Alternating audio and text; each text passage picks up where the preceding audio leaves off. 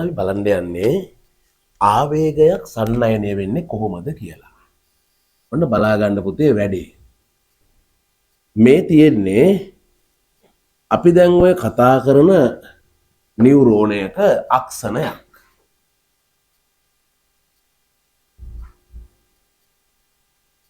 හරි මේකේ අතරින් එහාට ඉවරනකොට ඔයාලට පුළුවන් වෙන්න ඕන වැඩේ ඈ. හරි.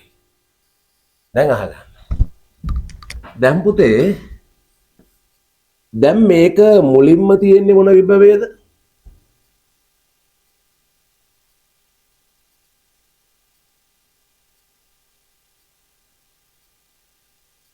හරි. දැන් මුලින්ම මේක තියෙන්නේ අපි දන්නවා ඇතුළ කියන්න.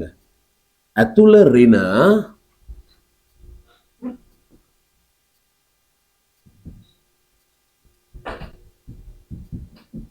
එළිය ධන.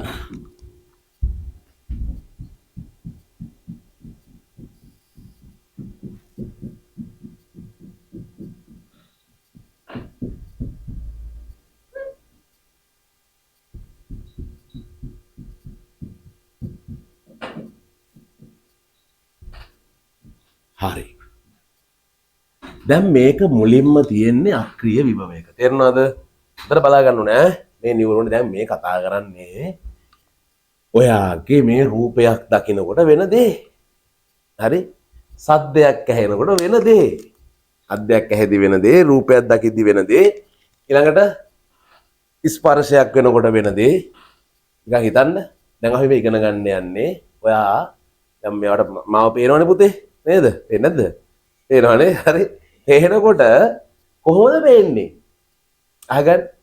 පේන්නේ මෙන්න මේ ආලෝකය ඇවිල්ලා මගේ මත පතිත වෙලා මේ ආලෝකෙ මොකද වෙන්නේ? මං අවශෝෂණය කරගන්න ප්‍රමාණයක් අවශෝෂණය කරලා ශක්තියෙන් ඉතුරු ටික එළියට විමෝචනය කරලා ඒන ශක්තිය එන්නේ වර්ණනය වෙලාමයි ශක්තිය එන්නේ සංඛ්‍යාතෙන් E = HF දැම්මම ශක්තිය අන්න ඔය සංඛ්‍යාත ඇවිල්ලා කොහෙද වෙන්නේ? ශක්තිය ඇවිල්ලා ඇහි තියෙන යෂ්ටි සහ කේතු සෛල මොකද කරන්නේ? උත්තේජනය කරනවා. ඔය උත්තේජනය කරනවා කියුවට පස්සේ මොකද එතනින් එහාට වෙන්නේ? එතනින් එහාට මේ ස්නායු දිගේ ආවේග ගමන් කරන්නේ කොහාටද? මොළයට. මෙන්න මේ මම දැන් කියලා දෙන ක්‍රමයට.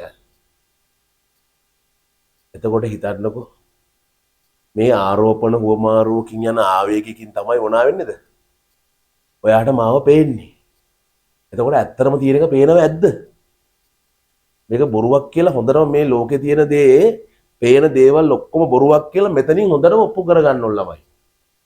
හරි? හේතුව ළමයි එතනින් එහාට යන්නේ මේ ආරෝපණ හුවමාරුවක්. ධාරාවක් යන්නේ එතනින් එහාට මොලේට. මොලෙන් ඊට පස්සේ ඔයා දැන් ඔයාගේ දේශ දැන් ඔයාගේ පැත්තට මම පොල්ලක් අරන් ඉති ඔයා ප්‍රතිචාර දක්වනවා නම් හරිද? ඒ කියන්නේ මොකද්ද? ඔයා ඔයා දුවන්න ළඟ ලෑස්ති වෙනවා නම් එහෙනම් මොලෙන් එවන්නෙත් මේ අත්පය වල මොකද්ද? මේ වගේම ආරෝපණයක්. හරි? එවලා මෙන්න මේ ඉලෙක්ට්‍රෝන ධාරාවකට නැත්තම් ආරෝපණ තමයි පුතේ මේ දේහය ඇතුළේ යන මේක ඇතුළේ ප්‍රොසෙස් මේ වෙන්නේ. ඔක ඇතුළේ පුද්ගලෙක් නෙවෙයි ඉන්නේ ප්‍රොසෙස් එකක් ඔය. තේරෙනව නේද? අපි මේ මොකද්ද?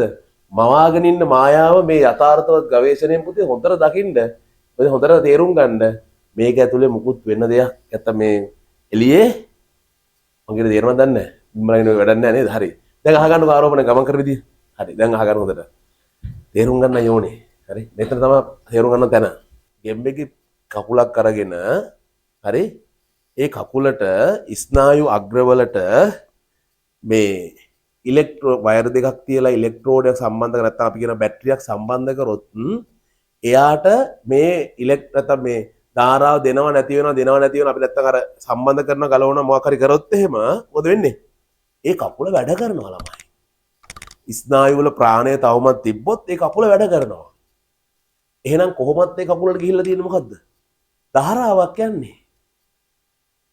අපෙත් මේ කකුල් වැඩ කරන්නේ ධාරාවක්. මේකට දෙන්න පුළුවන් එක බිඳුව අවස්ථාව විතරයි ළමයි. සංකෝචන හිල්වීම. එක බිඳුව සංකෝචන හිල්වීම. හරි? ඒක මේ ලෝකේ තේරුම් ගන්න එකයි මේ ජීව විද්‍යාව හරහා හොඳට තේරුම් ගන්න පුළුවන් ළමයි ලෝකයේ ඇත්ත ස්වභාවය. මම කියලා දිනවනේ ස්වාමීන් වහන්සේලාත් බයොලොජි ඉගෙන ගන්නවා කියලා.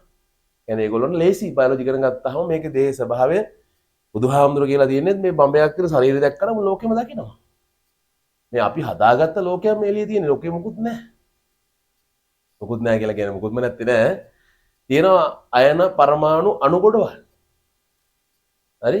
එළියේ නැත්තම් මිනිස්සු, සත්තු, ගස් ඒවා මේ අපි හදාගත්ත නැත්තම් තියෙන මොනවද? පරමාණු අණු ගොඩවල්. හරි?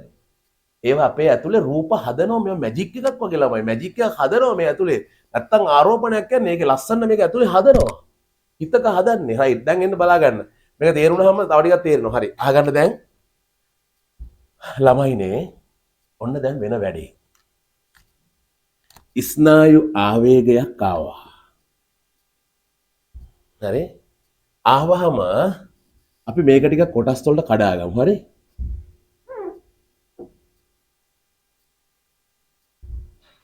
කොටස් කීපයකට කඩාගමු අපි මේක.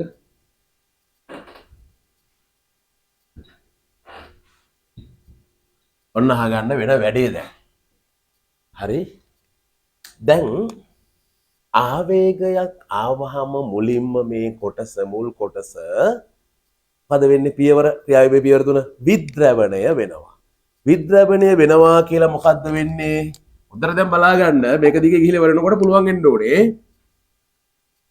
සෝඩියම් ධන නාලිකා විවෘත වෙනවා. සෝඩියම් ධන නාලිකා විවෘත වෙලා සෝඩියම් ධන ඇතුළට ගමන් කරනකොට වෙන වැඩේ මොකද්ද? පුතේ සෝඩියම් ධන නාලිකා විවෘත වෙලා සෝඩියම් ධන ඇතුළට ගමන් කරාම වෙන වැඩේ මොකද්ද? ඇතුළ ධන වෙන්න පටන් ගන්නවා. ඔන්න ඇතුළ ධන වෙනවා. එළිය ඍණ වෙනවා. පුතේ එළිය ඍණ වෙනවා ඇතුළ ධන වෙනවා ආරෝපණ හුවමාරු වුණා. හරිද? දැන් ඔන්න තියෙන්නේ ප්‍රතිවිරුද්ධ ආරෝපණ මේ කොටස් දෙකේ. තේරුණාද? අපි දන්නවා විභවාන්තරයක් තමයි ඕනේ. මොකද්ද? මේ ධාරාව ගමන් කරන්න, ආවේගය ගමන් කරන්න. එහෙනම් ඍණ ධන වුණා, ධන ඍණ අන්න මේක දැන් මෙහාට සම්ප්‍රේෂණය වෙනවා. සම්ප්‍රේෂණය වුණාම දැන් වෙන වැඩේ තමයි මේ අක්‍රීය විභවයේ තිබ්බ කොටසේ සෝඩියම් ධන නාලිකාව විවෘත වෙනවා. සෝඩියම් ධන නාලිකාව නෙවෙයි සෝඩියම් ධන නාලිකාව විවෘත වෙනවා. විවෘත වුණාම සෝඩියම් ධන ඇතුළට ගමන් කරලා මෙයා මොනව වෙනවද? දැන් මේ කොටසත් ධන වෙනවා. මේ කොටස ධන වෙනවා. මේ කොටස ඍණ වෙනවා. එතකොට මේක මොකද වෙන්නේ? මේක දැන් ඔන්න විද්‍රවණය නැත්තම් එහාට මේක සම්ප්‍රේෂණය කරා. ඒ අතරේ මෙයා මොනවා වෙන්න පටන් ගන්නවද? විද්‍රවණය වෙලා හිටපු කෙනා දැන් ප්‍රතිද්‍රවණය වෙන්න පටන් ගන්නවා. මොකද්ද වෙනවැත් එහෙනම්? සෝඩියම් ධන නාලිකා වැහුණා. පොටෑසියම් ධන නාලිකා විවෘත වුණා පුතේ. විවෘත වෙලා පොටෑසියම් ධන එළියට ගමන් කරන්න පටන් ගත්තා. පටන් ගත්තට පස්සේ දැන් ආපහු මොකද වෙන්නේ? ආපහු ඇතුළ ඍණ වෙනවා. එළිය ධන වෙනවා. ඔන්න පුතේ එළිය ධන වුණා. තේරුණාද? තවදුරටත් පොටෑසියම් ධන එළියට මොකද වෙන්නේ? උපරිද්‍රවණය කියන තත්ත්වයට එලා ඍණ ස්වභාවය තව තවත් වැඩි වෙනවා.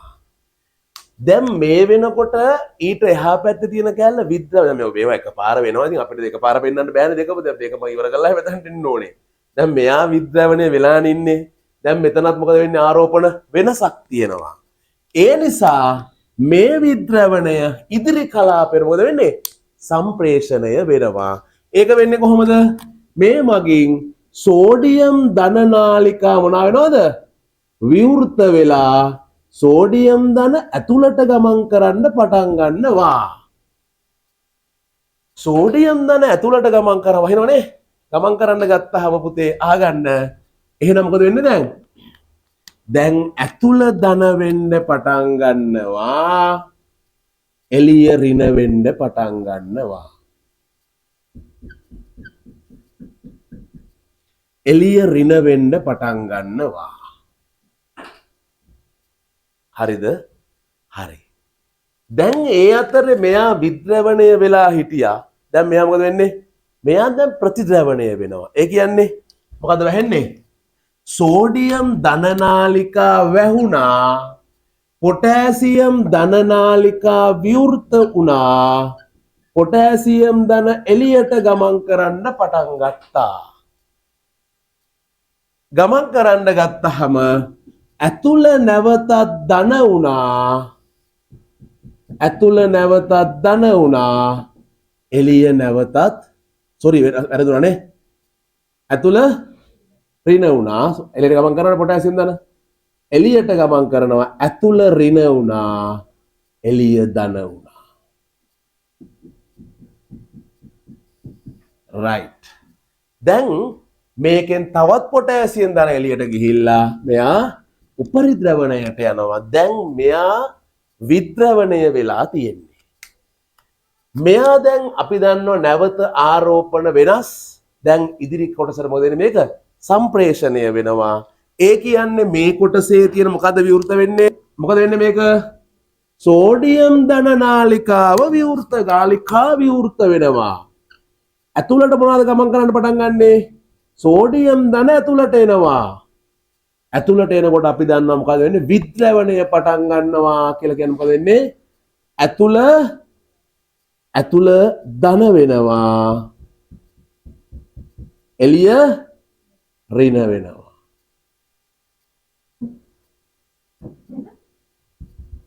මේක විද්‍රවණය වෙනකොට මේක ප්‍රතිද්‍රවණය. සෝඩියම් ධන නාලිකා වැහුණා. පොටෑසියම් ධන නාලිකා විවෘත වුණා. පොටෑසියම් ධන නාලිකා විවෘත වුණා. පොටෑසියම් ධන එළියට ගමන් කරන්න පටන් ගත්තා. එතකොට මොකද වෙන්නේ ළමයි? අන්න ඇතුළ නැවතත් පුතේ ඍණ වෙනවා. එළිය නැවතත් ධන වෙනවා. හරි. ඔන්න උනා මොකද්ද විද්‍රවණයට පස්සේ? ප්‍රතිද්‍රවණය. දැන් තවදුරටත් පොටෑසියම් ධන එළියට ගිහලා මොකද වෙන්නේ? අන්න උපරිද්‍රවණයටපත් වෙනවා. දැන් මේ වෙලාවේ මෙයා මොනවා වෙලාද ඉන්නේ? දැන් ඔයගොල්ලෝ කියන්නේ විද්‍රවණය වෙලා ඉන්නේ. එහෙනම් ආරෝපණ වෙනස් නිසා මේක ඉදිරියට සම්ප්‍රේෂණය වෙනවා. ඒ කියන්නේ මෙතන සෝඩියම් ධන නාලිකා විවෘත වෙනවා. සෝඩියම් ධන නාලිකා විවෘත වෙලා සෝඩියම් ධන ඇතුළට ගමන් කරන්න පටන් ගන්නවා. ගමන් කරා මොකද වෙන්නේ පුතේ? ඇතුළ ධන වෙනවා. එළිය ඍණ වෙනවා. හරි. ඍණ වෙනවා. අන්න විද්‍රවණය වුණා. මෙයා දැන් මොකද වෙන්නේ? සෝඩියම් ධන නාලිකා වහලා දානවා. පොටෑසියම් ධන නාලිකා විවෘත වෙනවා. පොටෑසියම් ධන එළියට ගමන් කරනකොට මොකද වෙන්නේ? ඇතුළ ඇහෙන්නේ නැහැ. ඇතුළ අන්න ඍණ වෙනවා. නැවත එළිය නැවත ධන වෙනවා. ඔන්න වැඩි. දැන් තවදුරටත් පොටෑසියම් එළියට ගියා කියලා කියන්නේ මේක උපරිද්‍රවණයට පත් වෙනවා. අවසාන කොටස යන්නේ දැන් තේරෙන්නේ වැඩි. හරි. දැන් ඔන්න මෙයා සෝඩියම් ධන නාලිකා විවෘත වෙලා විද්‍රවණය වෙලා තියෙන්නේ. අන්න පුතේ මෙයා දැන් මොකද වෙන්නේ? දැන් මෙතන හරිනම් තියෙන ඊළඟට අක්ෂණාන්තය. මම නිකන් මෙහෙම අඳින්නම්. හරි?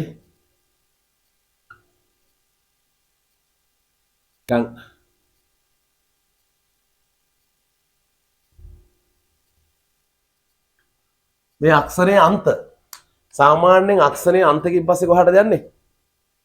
වෙනත් එක්ක නියුරෝනයක් එක්ක ග්‍රන්ථියක් එක්ක ශ්‍රාවක ග්‍රන්ථියක් නැත්නම් පේශියක් වගේ එකට තමයි දෙන්නේ.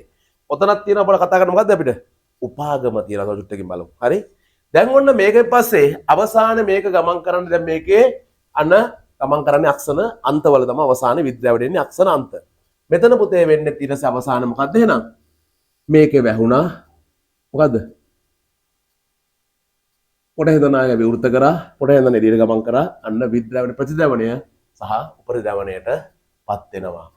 ඔන්න ඔහොම වෙවි තමයි ස්නායු ආවේගයක් නැත්නම් නියුරෝනයක් දිගේ ආවේග ගමන් කරන්නේ. මොනවද තේරුණාද වැඩේ? හරි. එතකොට මේකෙදි අන්න පුතේ ඔයාලට තේරෙනවා දිගටම යා සෝඩියම් ධනනාලිකා වහගෙන යනවා. ඒකෙන් තියෙන වාසිය මොකද්ද? මේ ආවේගේ ගමන් කරලා ඉවර වෙනකන් මෙහෙන් නැවත ආවේගයට එන්න ඉඩ දෙන්නේ නැහැ. ඒ වගේම ආවේගයක් නැවත හරවලා ආපහු එන්න දෙන්නේ නැහැ. අන්න මේ මොකෙන්ද පුතේ? මේ සෝඩියම් ධනනාලිකා වැහි තියෙන නිසා. ඔන්න ඔය වැහිලා තියෙන කෙටි කාලසිය අපි හඳුනන මොකක්ද කියලාද? අනස්සව කාලය කියලා. මොකද්ද? අනස්සව කාලය කියලා. හොඳයි.